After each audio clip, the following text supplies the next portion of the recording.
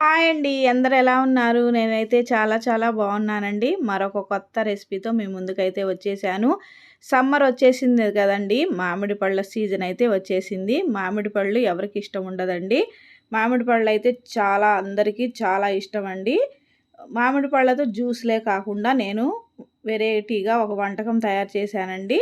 రండి వీడియోలకైతే వెళ్ళిపోదాము. ముందుగా నేను ఒక కప్పు మైదా పిండిని తీసుకున్నానండి. తీసుకొని కొద్దిగా సాల్ట్ వేసుకున్నాను. వేసుకొని వేడి నీళ్ళు కొద్ది కొద్దిగా పోసుకుంటూ చపాతీ పిండిలాగా కలుపుకోవాలండి. మరీ జారుడుగా కాకుండా చపాతీ పిండిలాగా కలుపుకోవాలి. చూడండి ఎంత సాఫ్ట్‌గా వచ్చిందో. ఇలా కలిపేసుకొని మూత పెట్టేసుకొని పక్కన పెట్టేసుకుందామండి. తర్వాత మామిడి పళ్ళు తీసుకొని దాని మీద తొక్కంతా తీసేసి చిన్న చిన్నగా ముక్కలు కట్ చేసుకొని మిక్సీ జార్‌లో వేసేసుకుందాము. వేసుకున్న తర్వాత ఇలా మిక్సీ పట్టేసుకోవాలండి మెత్తగా. చూడండి ఇలా మిక్సీ పట్టేసుకున్న తర్వాత పక్కన పెట్టేసుకుందామండి. తర్వాత పచ్చి కొబ్బరి అండి. పచ్చి కొబ్బరి కూడా చిన్న చిన్న ముక్కలుగా కట్ చేసేసి మిక్సీలో వేసేసుకుందామండి. ఇలాగా ఉంటే సరిపోతుంది. తర్వాత స్టవ్ వెలిగించేసి కళాయి పెట్టేసుకొని ఒక టేబుల్ స్పూన్ నెయ్యి వేసుకుందామండి. నెయ్యి వేడెక్కిన తర్వాత పచ్చి కొబ్బరి తురుమునైతే వేసేసుకుందాము. వేసేసుకొని పచ్చి వాసన పోయేంత వరకు చక్కగా ఫ్రై చేసుకుందామండి. చక్కగా సువాసన వస్తుందండి. చాలా బాగుంటుంది. చక్కగా ఫ్రై అయిపోయింది. చూడండి తర్వాత కొద్దిగా పంచదార కూడా వేసుకుందాము. వేసుకొని చక్కగా ఫ్రై చేసుకుందామండి. తర్వాత మనము మామిడి పళ్ళ గుజ్జునైతే వేసేసుకుందాము. వేసేసుకొని మొత్తం కలిసేటట్టుగా చక్కగా కలుపుకుందామండి. కలుపుకొని బాగా దగ్గరికి వచ్చేటట్టుగా ఉడికించుకుందాము. చూడండి చక్కగా ప్యాన్కి అంటుకోకుండా ఇలా ఉడికిపోతుంది. ఇలా ఉడికితే సరిపోతుందండి. తర్వాత యాలక్కాయల పొడి కూడా వేసేసుకుందాము. యాలక్కాయల పొడి ఇష్టం లేని వాళ్ళు స్కిప్ చేసేయచ్చండి. చూడండి ప్యాన్కి అంటుకోకుండా చక్కగా వచ్చేసింది. ఇలా ఉంటే సరిపోతుందండి. చల్లగా అయితే మరీ గట్టగట్టికి పోతుంది.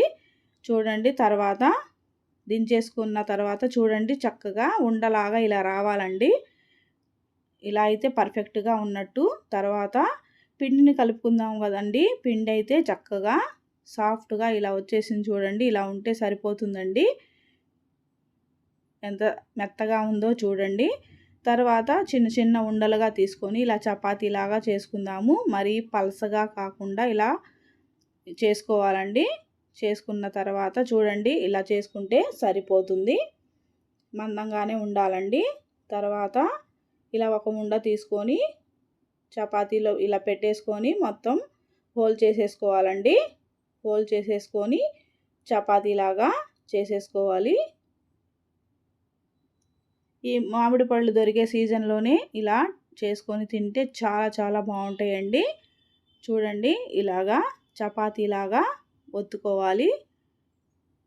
మరి పల్సగా కాకుండా కొద్ది మందంగానే ఇలా చేసుకుంటే సరిపోతుంది. ప్యాన్ పెట్టేసుకొని ప్యాన్ హీట్ ఎక్కిన తర్వాత ఇలా చపాతీని వేసేసుకొని గోల్డెన్ కలర్ వచ్చేంత వరకు ఫ్రై చేసుకుందామండి.